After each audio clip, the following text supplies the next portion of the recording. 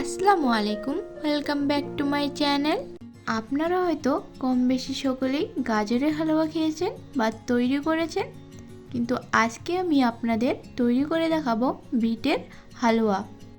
বিটের হালুয়া বানানোর জন্য আমি এখানে দুটো বিট নিয়ে নিয়েছি। এবার বিটগুলোকে ভালোভাবে পরিষ্কার করে নিচ্ছি। এবার বিটের যে অপরের অংশটা আছে সেটাকে ঠিক কেটে বাদ দিয়ে দিতে হবে।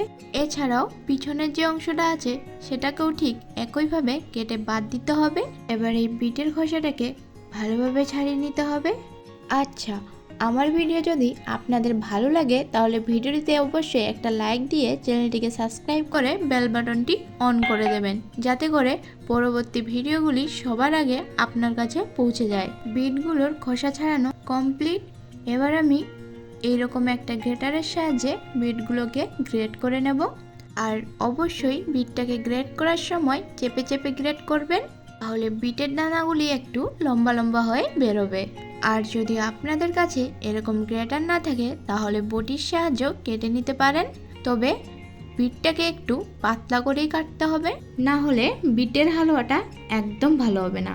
তাহলে আপনারা দেখতেই পাচ্ছেন বিটটা আমার গ্রেট করানো হয়ে গেছে, আর কত সুন্দরভাবে গ্রেট হয়েছে দেখতেই পাচ্ছেন। তাহলে এইভাবে আপনাদের গ্রেট করে নিতে হবে। ফাইনালি বিটের হালুয়া বানানোর জন্য আমি একটা কড়াই নিয়ে নিয়েছি। এবার কড়াইয়ের মধ্যে ঘি দিয়ে দিলাম। ঘিয়ের পরিবর্তে আপনারা এখানে তেলও ব্যবহার করতে পারেন, তবে তেলটা অবশ্যই সাদা তেল হতে হবে। আর এখানে দিয়ে দিলাম গ্রেট করে রাখা বিটটাকে দিয়ে ভালোভাবে একটু ভেজে নিতে হবে।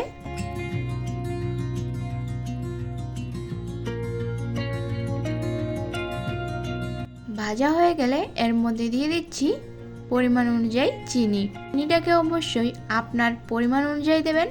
যে যেমন মিষ্টি খেতে পছন্দ করেন সেই অনুযায়ী এখানে চিনি দিতে পারেন। এবার চিনিটাকে দেওয়ার পর বিটটাকে অনবরত নাড়তে থাকতে হবে, না হলে কিন্তু বিটটা পুড়ে যাবে।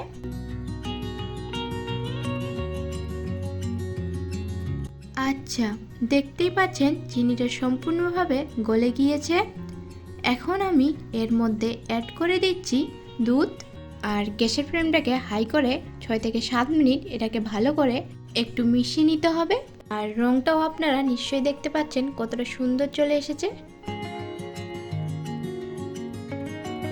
তাহলে 5 থেকে 7 মিনিটের মধ্যেই কিন্তু দেখতে পাবেন দুধটা এরকম শুকিয়ে গেছে। আর এই সময় দিয়ে দিতে হবে সামান্য একটু গুঁড়ো দুধটাকে দিয়ে ভালোভাবে একটু মিশিয়ে নিতে হবে। এবারে এর মধ্যে দিয়ে দিচ্ছি একটু কিশমিশ। আপনারা চাইলে এখানে কাঠবাদাম, কাজু বাদামও দিয়ে দিতে পারেন। কিশমিশটাকে দিয়ে ভালোভাবে একটু মিশিয়ে নামিয়ে নিলে রেডি বিটের হালুয়া। দেখতেই পেলেন কত তাড়াতাড়ি এটা তৈরি হয়ে গেল, আর খেতেও খুব সুন্দর হয়। অবশ্যই বাড়িতে ট্রাই করবেন, আশা করি আপনাদের ভালো লাগবে। আর আমার ভিডিওগুলো যদি আপনাদের ভালো লাগে অবশ্যই একটা লাইক দিয়ে চ্যানেলটিকে সাবস্ক্রাইব করে আমার পাশে থাকবেন। আর যারা যারা সাবস্ক্রাইব করেছেন তাদেরকে অসংখ্য ধন্যবাদ। আজকের মতো বিদায় নিচ্ছি। আল্লাহ হাফিজ।